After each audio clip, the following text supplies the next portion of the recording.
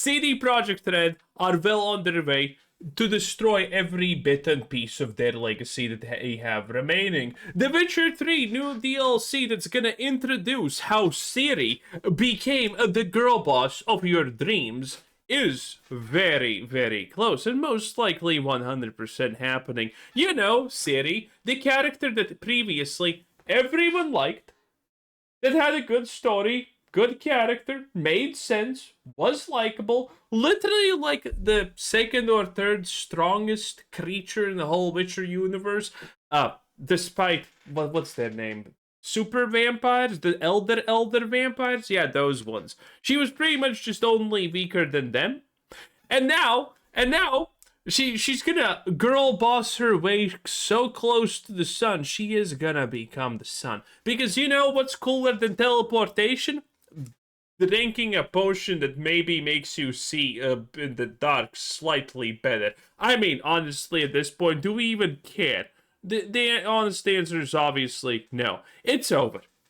The Witcher franchise is dead. The Cyberpunk franchise is dead. CDPR, yeah, you can guess what's happening with them. With their openings of all of the woke hellholes on Earth like Toronto and... what was the other one? What was the place in America? Boston? No, Boston would be too good for those lunatics. Seattle? San Francisco? Something like that. In any case, everyone knows at this point that there is nothing to be expected from CD Projekt Red at this point. Only disaster at this point awaits us. And I personally cannot wait, because I'm tired of the non-stop vague posting about, oh, some big thing is happening. Come on, give us the thing. Give us something. Give us something where we can be like, yes, it's finally over. Lords and ladies, it seems like the plot has thickened. Which plot, you might ask? It is the plot surrounding the rumored DLC that will probably appear sometime in the summer of this year for Witcher 3. More than 10 years after the game had released. And why is this DLC releasing? Well, I explained in a previous video.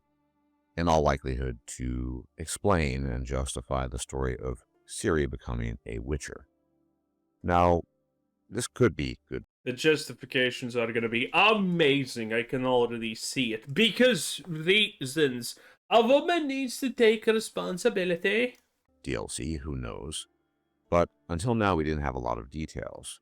But at this stage of the game, there's so many articles and publications circulating online that seem to confirm not just the almost certainty of this DLC releasing, or expansion, better put, it will be a proper expansion, but many of these sources add additional details that kind of make sense given the parameters and the scope and really the goal of what they're trying to achieve. So one element that's been suggested is that CD Projekt Red has come out somewhat short financially, which is to say they have financial goals, or the shareholders have financial goals that have yet to be met.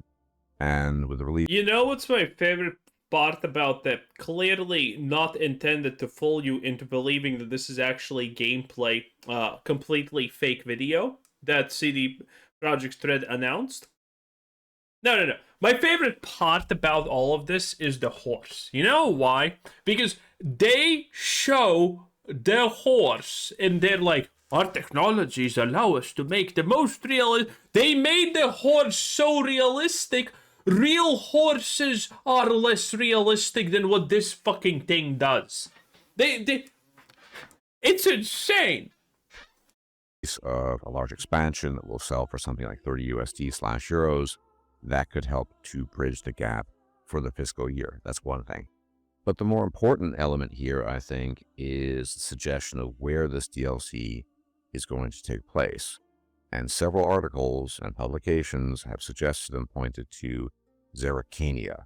Now, Zerrikania is mentioned not too much in the game, but it is mentioned with respect to the Manticore armor, the School of the Manticore, that you discover when playing Blood and Wine. And School of the Manticore is sort of highly specialized in poisons, in alchemy, and potions, and this sort of thing. And it is rumored to have begun in Zerrikania, hence the connection. Now you might ask, what is Zerrikania? It's a desert region. It is a great massive desert that encompasses a civilization that is very, very different from what we have seen hitherto in The Witcher. So thus far we've had forests and swamps and some mountains and what have you, but we're going to be dealing with dunes, I guess, potentially. Now, the thing about Zerrikania, in addition to many sand dunes and being kind of a wasteland, comparatively speaking, is that the culture is very different. And this different culture is basically the plot armor and the explanation surrounding the transformation of Ciri into a witcher. You see, I mentioned the school of the Manticore specialized in alchemy and poisons and this sort of thing. Well, Zerrikania is known for its cultural, historical mastery of alchemy. And it is, at least based on the suggestions I've seen online, the only place where a woman who's never passed the trial of the grasses, they all have perished, could actually endure the trial of grasses and survive. And so the idea is, at least that's the rumor, and I think it's very likely, that Ciri travels to Zerrikania, probably after the end of the Witcher game, which is going to be open-ended because all paths seem to lead to Zerrikania. And she travels there for the purposes of becoming a witcher. And because they have this mastery of alchemy, they figure out how a woman, in her case Ciri, can pass the trial of grasses to become a proper witcher. That's absolutely so great, by the way. So convenient, in fact. Okay, so women cannot pass this, but here's a bunch of alchemists that just are magically gonna allow her to pass it because of reasons. Yes, that checks out. That does not, that's great storytelling, I'm sure. I'm sure everyone is gonna be super happy with that explanation. That's, like, why does she, okay, even if they explain it, the fact that, why the hell does she need to be a Witcher is not still explained. Now, granted, it's called the Witcher game, so they do kind of have your reasons, but that's not actually in-game reason to be a Witcher. Now, we all knew that there would be some explanation of some sort to get past the idea that women have never been able to become witchers before. And it was going to be something. It was either going to be related to the Elder Blood. Dude, wait, actually, it makes so much perfect sense that now Ciri is going to lead the elite, only female witchers. Oh my god, why didn't I see this before? Have I been blind? Oh my god, this is so obvious. Ciri is now gonna be the leader of her own only woman school of witchers that obviously know how to do everything the best. How did I not see this before? This is a perfect opportunity. Yes, the first female witcher now leading the elite female witchers because they're actually stronger than men because they need it's extra hard for them to survive the trial of grasses. Oh my god, it makes so much sense suddenly. This is exactly the type of slop you would expect from CDPR nowadays. That remains to be seen. The Elder Blood probably still plays some role in this, right? Because she's effectively a superhuman being with incredibly potent magical abilities. That are gone now. They needed something, right? In this case, it seems like the Zerrikanians are such masters of alchemy that they can bypass the limitations imposed upon women for them to thereby pass the trial of grasses and survive. Now, of course, wait, hear me out. What if Ciri needs to become a man? A man to survive the trial of grasses. But obviously that's sexist, so that would never slide.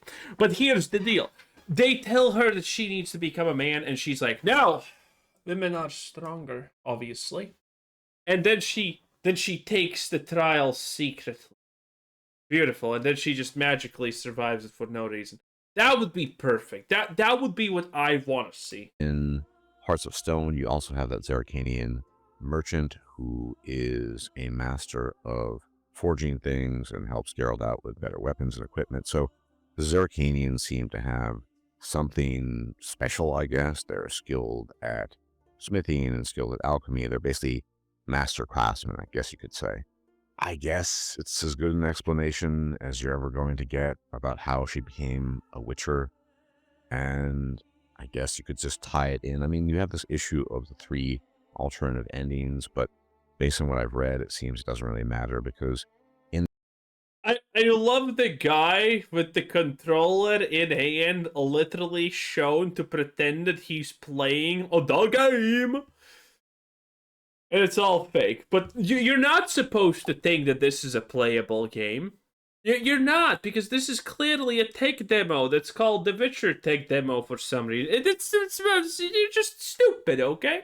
And I love how Ciri in this video, she's just... Notice, all the interactions that she has with people is just shoving men outside of her way, because she is an important woman that needs to be places, okay? The case of her, quote unquote, becoming a Witcher and I receiving like how they're even zooming in on the hands so you know that he's playing the demo. the sword from Geralt. She wanted to be a Witcher anyway, in air quotes, and so she just does the Trial of Grasses fair. In the case of the two other endings, where she becomes Empress of Nilfgaard, she probably gets bored with it and quits and doesn't like it, so then she journeys to Zerrikania to become, again, a Witcher.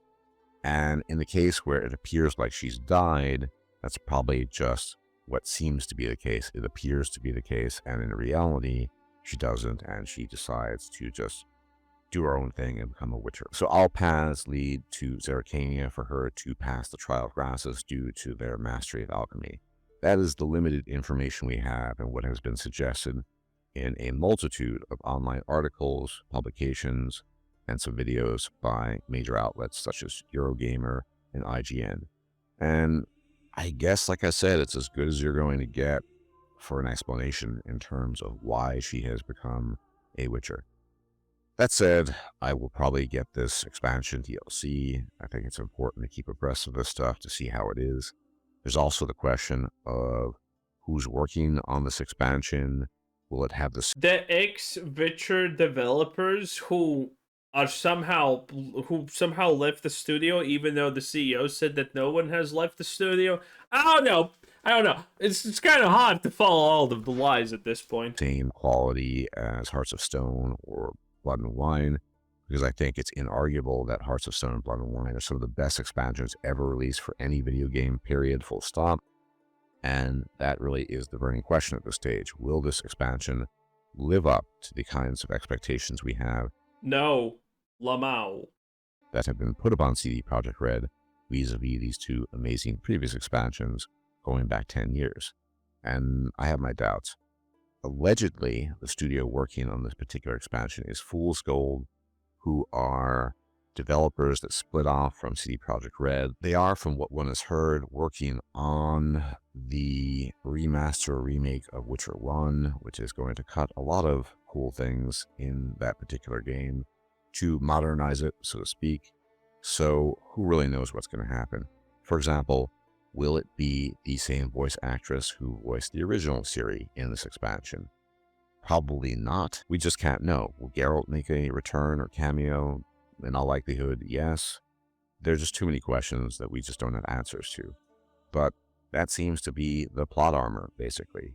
She obviously has the Elder Blood, and Zerrikania has a profound mastery of alchemy, and that allows her to do the Trial of Grasses and, I guess, become a proper... Yep, it's gonna be great, okay? 10 out of 10. Spill and shield. Bye!